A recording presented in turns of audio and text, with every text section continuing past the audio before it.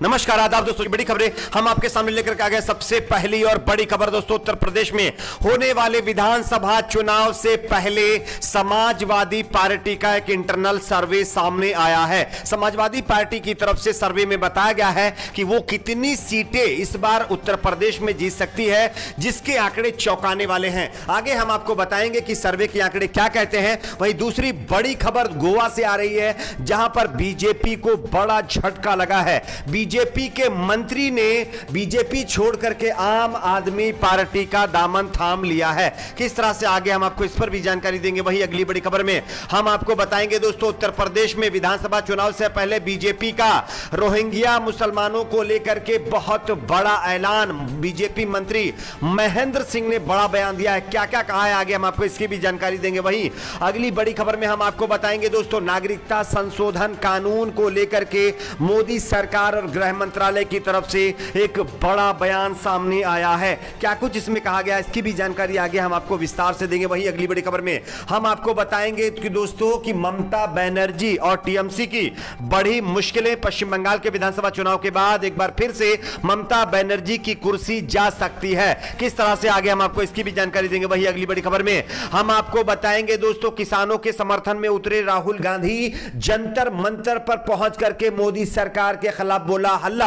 किस तरह से, इस पर भी आगे अपडेट देंगे। वही अगली बड़ी खबर में हम आपको बताएंगे दोस्तों, बीजेपी के दिग्गज नेता और कर्नाटक के पूर्व मुख्यमंत्री बीएस येदियुरप्पा और उनके बेटे समेत कई बीजेपी नेता भ्रष्टाचार के आरोप में फंस चुके हैं। उनके खिलाफ कोर्ट से एक बड़ा आदेश जारी किया गया है। क्या कुछ कहा गया है, इसकी भी जानकारी आगे हम आपको विस्तार से देंगे। उसके बाद अगली बड़ी खबर में हम आपको बताएंगे दोस्तों, पेगासस जासूसी मामले पर मोदी सरकार का संसद के अंदर बड़ा बयान। क्या कुछ कहा है, इस पर भी अपडेट देंगे। उससे पहले छोटी सी रिक्वेस्ट करेंगे दोस्तों, वीडियो को लाइक करके चैनल को सब्सक्राइब जरूर कर लीजिए। जैसा कि आप सभी जानते होंगे, उत्तर प्रदेश में होने वाले विधानसभा चुनाव को लेकर के तमाम राजनीतिक पार्टियां अपनी अपनी तैयारियों में लग गई हैं। इस बीच जानकारी मिल रही है कि इससे पहले बीजेपी का इंटरनल सर्वे सामने आया था, जिसमें बीजेपी ने कहा था कि हम 300 प्लस सीटें चुनाव में जीतेंगे। लेकिन बीजेपी के बाद अब समाजवादी पार्टी का भी एक इंटरनल सर्वे उत्तर प्रदेश के विधानसभा चुनाव को लेकर के आया है। इस इंटरनल सर्वे के जो आंकड़े हैं वो चौंकाने वाले हैं। अखिलेश यादव ने बताया है कि उत्तर प्रदेश के विधानसभा चुनाव में इस बार उनकी पार्टी समाजवादी पार्टी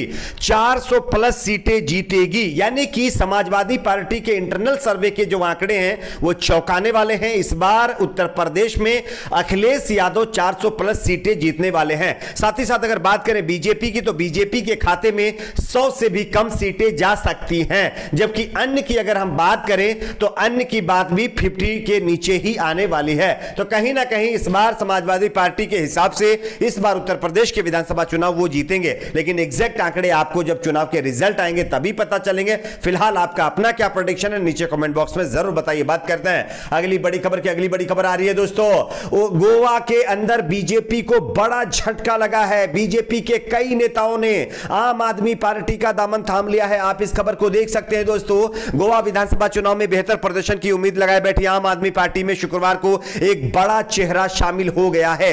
शिरोडा से साल 2007-2017 के बीच 2 बार विधायक रहे और बीजेपी के पूर्व नेता महादेव नाइक आम आदमी पार्टी में शामिल हो गए हैं। वह 2012 से 2017 तक गोवा के पूर्व मुख्यमंत्री मनोहर पर्रिकर की सरकार में समाज कल्याण मंत्री भी रह चुके हैं। आप में शामिल होने वाले पूर्व भाजपा विधायक ऐसे समय में आए हैं जब आपके राष्ट्रीय संयोजक अरविंद केजरीवाल तटीय राज्य में विधानसभा चुनाव के लिए कमर कस रहे हैं। तो कहीं ना कहीं ये बीजेपी को जो है गोवा के अंदर बड़ा झटका लगा है। गोवा के अंदर बीजेपी के मंत्री, पूर्व विधायक इस बार जो है बीजेपी छोड़ करके आम आदमी पार्टी के अंदर चले गए हैं। बात करते हैं अगली बड़ी खबर की। अगली बड़ी खबर आ रही है दोस्तों, उत्तर प्रदेश के अंदर फिर से एक बार चुनाव से पहले रोहिंग्या मुसलमानों को लेकर के बीजेपी मुद्दा बनाने में लग गई है। आप इस खबर को देख सकते हैं। उत्तर प्रदेश में अगले साल विधानसभा चुनाव होने हैं, उससे पहले यूपी चुनाव को लेकर आज तक एक बड़ी चुनावी महाबैठक हो रही है, जिसमें योगी सरकार के जल शक्ति मंत्री डॉक्टर महेंद्र सिंह ने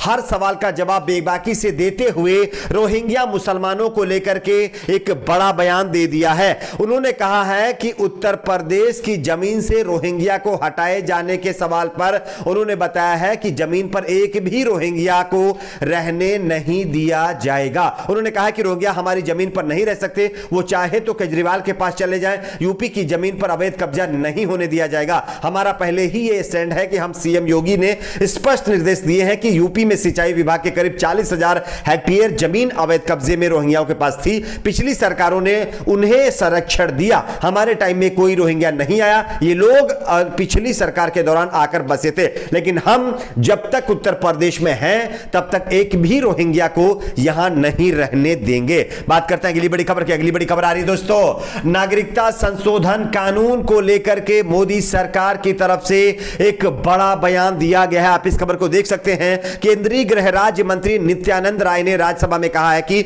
सीएए के तहत पात्र लाभार्थी नियमों को अधिसूचित किए जाने के बाद ही नागरिकता हासिल करने के लिए आवेदन कर सकते हैं। एक अन्य सवाल के जवाब में उन्होंने कहा कि 30 जुलाई तक भारतीय नागरिकता के लिए अफगानिस्तान, बांग्लादेश और पाकिस्तान के हिंदू समुदाय से 4046 आवेदन राज्य सरकार के पास लंबित हैं, वहीं 10 आवेदन केंद्र सरकार के पास लंबित हैं। यानी कि नियमों के तहत जो शरणार्थी इन सारे नियमों को पास करेंगे उनको ही नागरिकता दी जाएगी।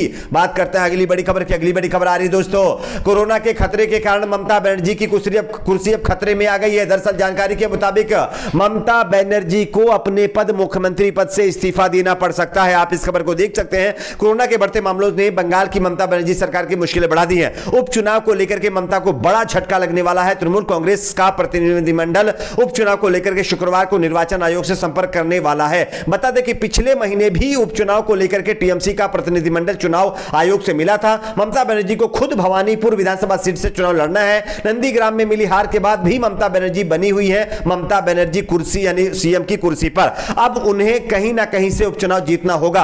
अगर नवंबर तक ममता बनर्जी चुनाव किसी न किसी जगह से नहीं जीतती है और किसी भी सदन का सदस्य नहीं बनती तो उनको अपने पद से इस्तीफा देना पड़ सकता है। जबकि बीजेपी चाह रही है कि नवंबर तक बंगाल के अंदर चुनाव ना हो और चुनाव आयोग भी इसीलिए डिले कर रहा है, जिसको लेकर के ममता बनर्जी की कुर्सी खतरे में पड़ गई है। बात करते हैं अगली बड़ी खबर की। अगली बड़ी खबर आ रही है दोस्तों, कांग्रेस पार्टी और राहुल गांधी ने मोदी सरकार के खिलाफ किसानों के समर्थन में मोर्चा खोल दिया है। आप इस खबर को देख सकते हैं। किसानों के समर्थन में विपक्ष का जंतर मंतर पर भयंकर प्रदर्शन। राहुल गांधी बोले कृषि कानूनों को रद्द करे सरकार, इन काले कानूनों की जरूरत किसानों को नहीं है। इसके साथ उन्होंने जंतर मंतर पर जाकर के किसानों के साथ मिलकर के उनका समर्थन किया है। बात करते हैं अगली बड़ी खबर की। अगली बड़ी खबर आ रही है दोस्तों, कर्नाटक के पूर्व मुख्यमंत्री येदियुरप्पा और उनके बेटे की मुश्किलें बढ़ गई हैं। आप इस खबर को देख सकते हैं। कर्नाटक उच्च न्यायालय ने भ्रष्टाचार के एक मामले में पूर्व मुख्यमंत्री बीएस येदियुरप्पा और उनके बेटे भाजपा उपाध्यक्ष विजयेंद्र और अन्य को 17 अगस्त को अदालत में जांच के लिए पेश होने के लिए